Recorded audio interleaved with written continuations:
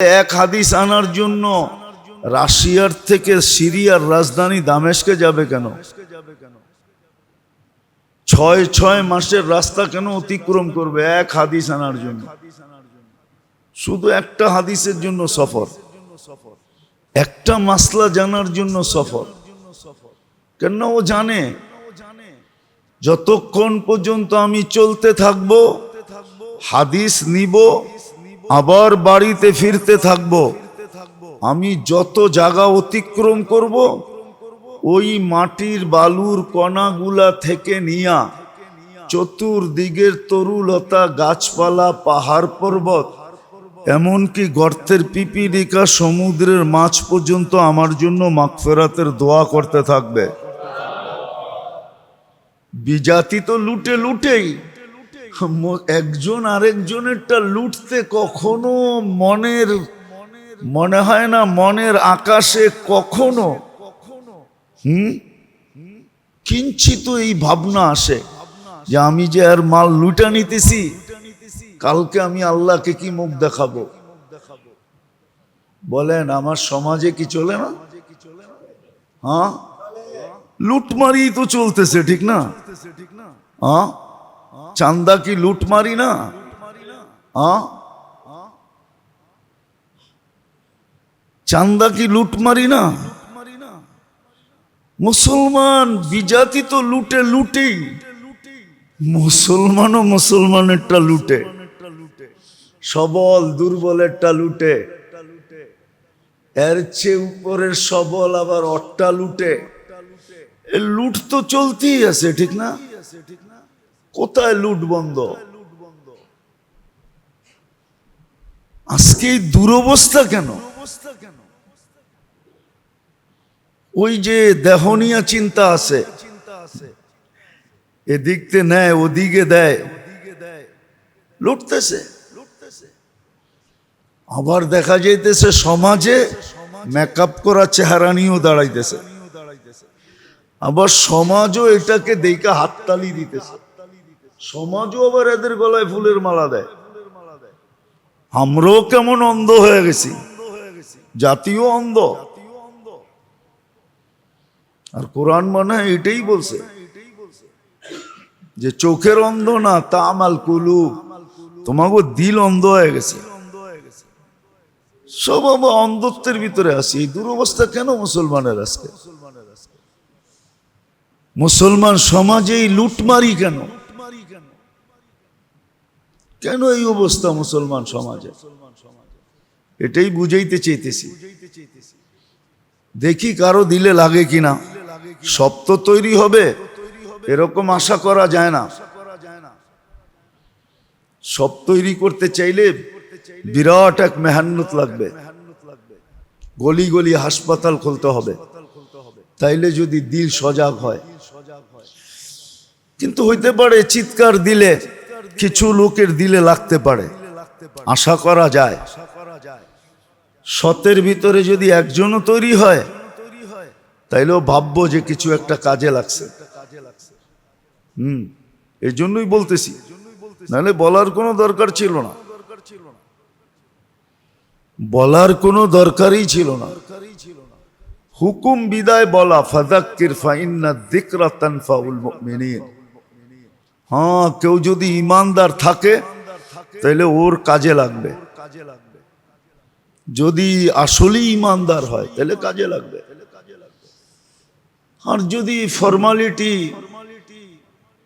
Show ইমানদার হয়, show যে ইমান তো নাই, ইমানদার তো না, কিন্তু শো বাপ দেখাইতেছে ইমানদারের, ঠিক না? রাগ হয়ে যাবে বললে। আবার দেখবেন জুমার দিন দেখবেন কিছু মুসল্লি আসে, মনে হয় ওর মতো কুতুব আর দুনিয়াতে কেউ নাই, এমন বাপ চক্কর নিয়ে আসে। আবার আসবেও সবাই শেষে, আবার সবাইরে ফাড়তে ফাড়তে সামনে, সবাই সামনে আইসা বসবে। তাও যদি ভালোভাবে বসে তাইলে হয় আত্তাহিয়াতুর সুরতে সবাইরে সরায়া মরায়া লেপটি মাইরা বসবে। দেখবেন প্রত্যেক মসজিদেই আসে এরকম কিছু লোক আছে, না নাই? এই জন্যই তো আমাদের বলতে হয় নাহলে বলার দরকার ছিল না। ভাব নিয়ে আসে যে বড় কুতুব আসছে আর কি। তো আমরাও এরকম ইমানের ভাব নেই, নাই ইমান থাকলে তো এই সমস্ত কথা, হায় হায় হায়, সবকিছু খরচ করে হইলো এগুলা নিত উঠায়া। ছিল এক জমানা ছিল, নাইলে এক হাদিস আনার জন্য রাশিয়ার থেকে সিরিয়ার রাজধানী দামেস্কে যাবে কেন? 6 মাসের রাস্তা কেন অতিক্রম করবে এক হাদিস আনার জন্য? শুধু একটা হাদিসের জন্য সফর, একটা মাসলা জানার জন্য সফর। কেন? ও জানে যতক্ষণ পর্যন্ত আমি চলতে থাকব, হাদিস নিব, আবার বাড়িতে ফিরতে থাকব, আমি যত জায়গা অতিক্রম করব, ওই মাটির বালুর কণাগুলা থেকে নিয়া চতুর্দিকের তরুলতা, গাছপালা, পাহাড় পর্বত, এমনকি গর্তের পিপিলিকা, সমুদ্রের মাছ পর্যন্ত আমার জন্য মাগফিরাতের দোয়া করতে থাকবে। আর আমি যদি রাস্তায় মারা যাই তো শাহাদতের মালাটা আমাকে পড়াবে আগে, তারপরে মালাকুল মউত আমার রুটা নিবে। এটা তো হলো স্থলের ব্যাপার। যদি জলের সফর হয়, পানির সফর, তো রু নেওয়ার সময় আল্লাহ মালাকুল মউতকে বলবে তুমি সরো, তো সরা যাবে, তা আল্লাহ কুদরতি হাত দিয়া তার রু উঠায় নেওয়া যাবে। সে জানতো। এই জন্য আছে মান খারাজা লিয়াতলুবাল ইলমা ওয়া হুয়া ফি সাবিলিল্লাহ হাত্তা ইয়ারজি ইলা বাইতিহি। শিখার জন্য যখন, এটা শুধু তাবলিগ আলারা লয়ে লইছে, ওরাই কয়, আর কেউ কয় না। বলতে বলতে এখন ওরা বলে এটা হাদিস আমাগো লেগে, আর কারো লেগে না, আর কারো ভাগ্যে এটা জুটবে না, এটা শুধু আমাদের জন্য। এটা যে প্রত্যেক শিক্ষিত, প্রত্যেক ছাত্রর জন্য, প্রত্যেক শিক্ষণীয় ব্যক্তির জন্য, এটা ভাবে না। আমি যেটা বুঝাইতে চাইতেছি, গত জুমায় বুঝাইছি, এই জুমায় বুঝাইতেছি, ইবাদত এই জন্যই দিছিলেন। ইবাদতের পাবন্দি আমাদের উপরে এই জন্যই ছিল, ইবাদত লাগু আমাদের জন্য এই জন্যই করছেন।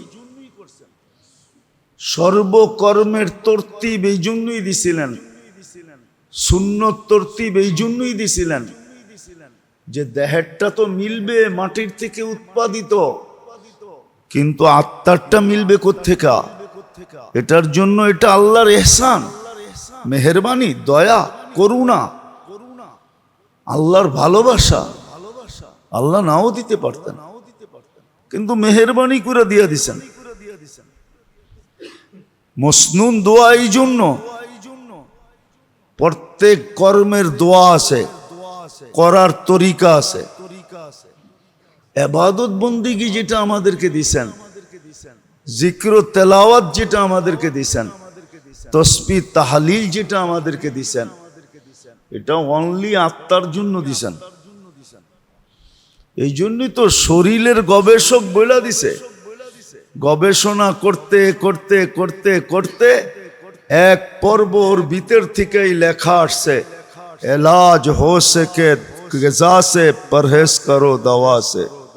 এটা ওর কথা না, এটা ওর ভিতরের চিৎকার। ও গবেষণা করে দেখছে, ঠিক আত্মার প্রয়োজন মিটানোর জন্য আল্লাহ ইবাদত দিছিলেন, বন্দেগি দিছিলেন, জিকির দিছিলেন, তেলাওয়াত দিছিলেন, তসবিহ দিছিলেন, তাহলিল দিছিলেন, এমনকি দোয়া দিছিলেন, দোয়া দোয়া দিছিলেন।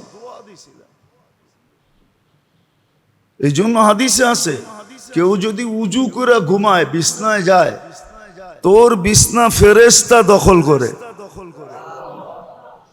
ওই ঘুমে মারা গেলে ওই ঘুমে মারা গেলে ইমানি মৌত হয়, বরং এক রেওয়ায়েতে তাকাইলে দেখা যায় শাহাদতের মৌত হয়।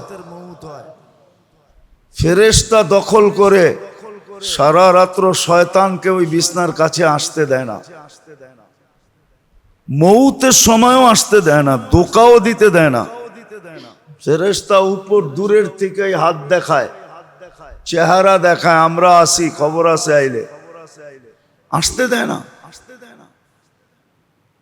উঁচু করে বিছনায় যাওয়া, বলবেন শুইলেই তো, ঘুমাইলেই তো উঁচু চলে যাবে, যাক না, চলে যাবে, এটাই স্বাভাবিক। কিন্তু বান তো দিছিলেন, কি বাত তো দেওয়া হয়েছিল, ঠিক না? কি বাত তো দেওয়া হয়েছিল, প্লাবনে ভাঙ্গে গেছে। অভিযোগ তো আর কারো উপরে উঠবে না, ঠিক না? না উঠবে না? উঠবে? হ্যাঁ, আর বাদেই দেন নাই, তাইলে তো অভিযোগের আঙ্গুল উঠবেই, ঠিক না? তো উঁচু ভাঙবেই, কিন্তু আপনি উঁচু কইরা শুইছেন কিনা এটা হলো বিষয়। ইবাদত বন্দেগী এই জন্য ছিল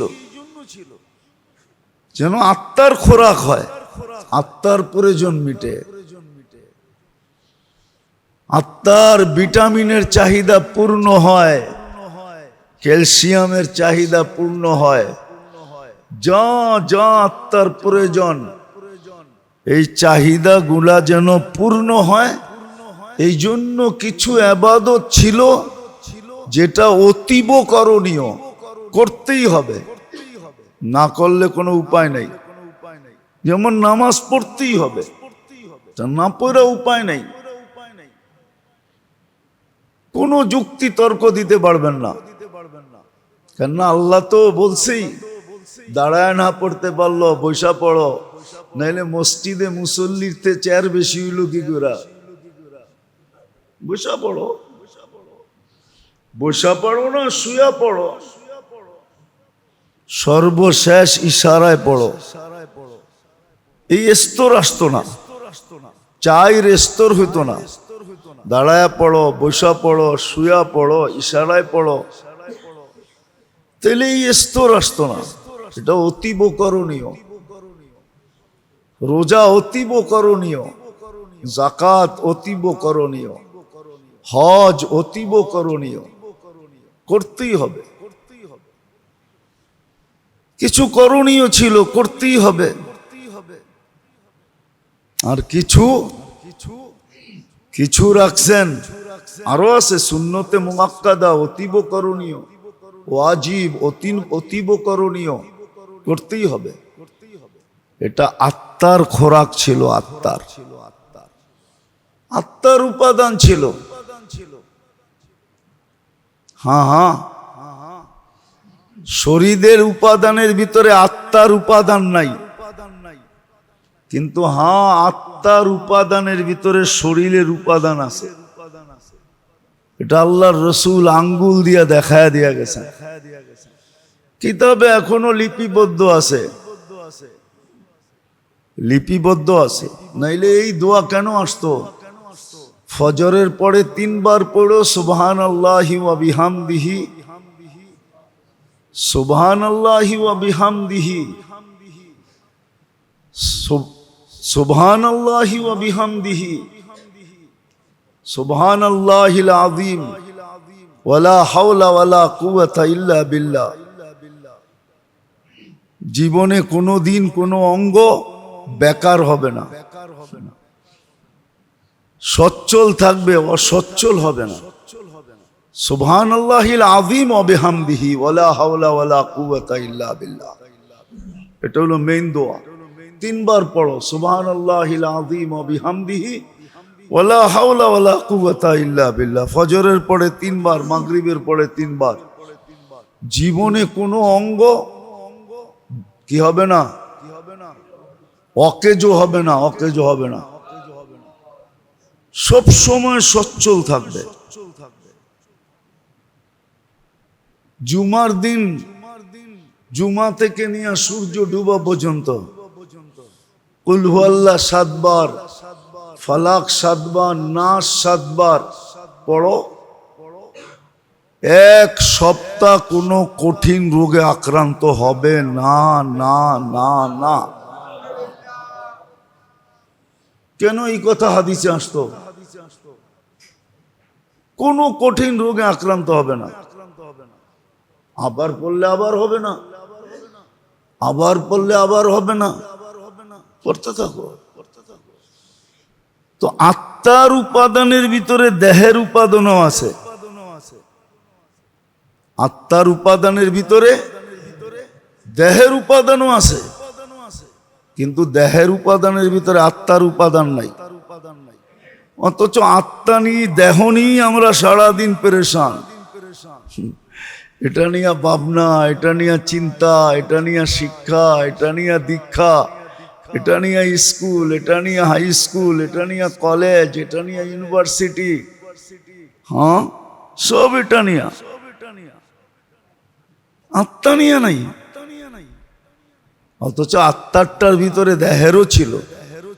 এই জন্যই তো যে দেহ নিয়ে গবেষণা করছে,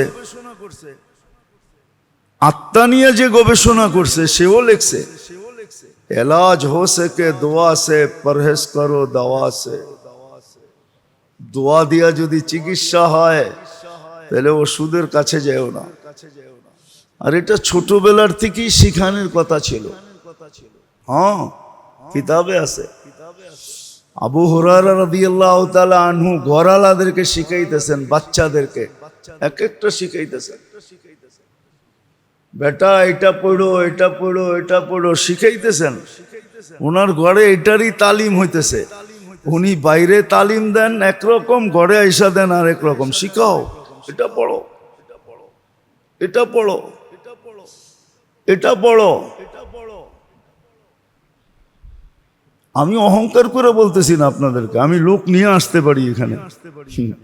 ওটির থেকে ফিরে আসছে, ওটির থেকে গলায় কাটা বিচ্ছে, অপারেশন হবে, অপারেশন। আমারে ফোন দিছে, হুজুর কিন্তু ভয় তো পাইতেছে।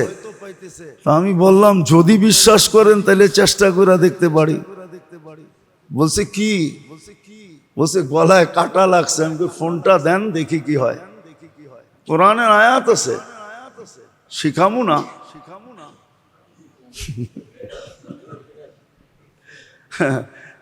না, কষ্ট করে শিখছি, আপনি এক গ্লাস পানি দিয়ে শিখা লইবেন, এটা কেমনে হয়? ঠিক না? আমি বলছি ফোনটা লাগায় দেন। লাগায় দিছে, কোরআনের আয়াত আছে। 7 বার পড়ার পরে জিজ্ঞেস করছি এবার ডুব গিলা দেখেন তো, হুজুর কাটা তো নাই। আমি বাড়িতে আয়া পড়েন, কি করবেন, আর কাটা জীবনে থাকবে না। ওই ফ্যামিলিরই এই পর্যন্ত মনে হয় 20 বার হয়েছে এরকম, কাটা লাগলেই আমারে ফোন দেয়। যদিও বিল আজ পর্যন্ত দেয় নাই, আর দিবে কিনা এটাও জানি না, কেননা বড় চালাক মানুষ তো, এই জন্য টাকা টোকা দিব না। হ্যাঁ, সত্য এটাই। আছে দোয়া, 2 মিনিটে জ্বর চলে যাবে, 2 মিনিটে গামায়া জ্বর চলে যাবে। আছে দোয়া, লোক আছে এখানে সাক্ষী দিবে যে হ্যাঁ 2 মিনিটে গামায়া সব জ্বর চলে যাবে। আল্লাহ রাখছে তাসির এটার ভিতরে। আত্মার উপাদানের ভিতরে শরীরের উপাদান রাখা আছে। শুধু শুধু তো মনীষী লেখেন নাই, হাদিস কোরআনের তর্জমা করেন না। আজমা কে তো দেখ, পুরা না উতরু তো ফির कहना। আল্লাহ তো বলতেছে পরীক্ষা করে দেখ, 100-এ 100 না হইলে বলিস। আছে আছে আছে আছে, লোক আছে এখনো, বোঝা যায় না। হ্যাঁ, হয়তো বলবেন জটিল রোগ তো ভালো করতে পারেন না, ক্যান্সার তো পারেন না, হয়তো একদিন হইতেও পারে। কোন দিন আল্লাহর মেহেরবানি হবে, টোকাইতে টোকাইতে বলে না, যা কিছু পাও হাত পেতে নাও, পেলেও পেতে পারো অমূল্য রতন। হইতে পারে একদিন পাইও যেতে পারি। মোবাইলে ফু দিলে ক্যান্সার ভালো হয়ে যাবে, হইতেও তো পারে, না পারে না? আরে আমিন বলেন না। আল্লাহ দিয়া দেখ, মানুষের লাভ হোক, ঠিক না? হ্যাঁ, হতেও তো পারে, না পারে না? হ্যাঁ, আছে, আমরা তালাশ করে পাই না, নাইলে আছে। নাই যে এরকম নাই, নাই যে এরকম নাই, আছে। হয়তো কোথাও কোনায় খাঁচায় পড়া আছে, মাঝে মাঝে ঘরে বলে না আনছি তো গড়েই, হয়তো গড়ের কোথাও আছে, টোকাইতে থাকো পাবা। হ্যাঁ, বাহিরে রেখা আসি নাই, গড়েই আনছি, কোথায় চিপায় চাপায় রেখা দিছো, খুঁজতে থাকো। তো আসলেই চিপায় চাপায় কোথায়ও আছে, হয়তো কোনো একদিন খুঁজতে খুঁজতে হাত লেগে যাবে, কাজে লেগে যাবে। তো আত্মার উপাদানের ভিতরে শরীরের উপাদান আছে, কিন্তু শরীরের উপাদানের ভিতরে রব্বে কাবার কসম আত্মার কোনো কিছু নাই। এই জন্য নবীরা মানুষের আত্মার উপরে মেহনত করে। দুনিয়ালারা মানুষের বডি সাজায়, বডির পার্লার খুলছে, বডি সাজায় দেয়, কিন্তু নবীরা এসে মানুষের আত্মা সাজায়। নবীরা পার্লার খোলে আত্মা সাজানের। নবীদের পার্লার ভিন্ন, নবীদের মেহনত ভিন্ন, আত্মার উপরে মেহনত করে। আজকে মুসলমানের দুরবস্থা আমল ছাড়ার কারণে। মুসলমান 100% আমল ছেড়ে দিছে, 90% নামাজ পড়ে না। ও সাহায্য চাই কি করে? ও আল্লাহর কাছে শেফা চাই কি করে? লজ্জা করে না?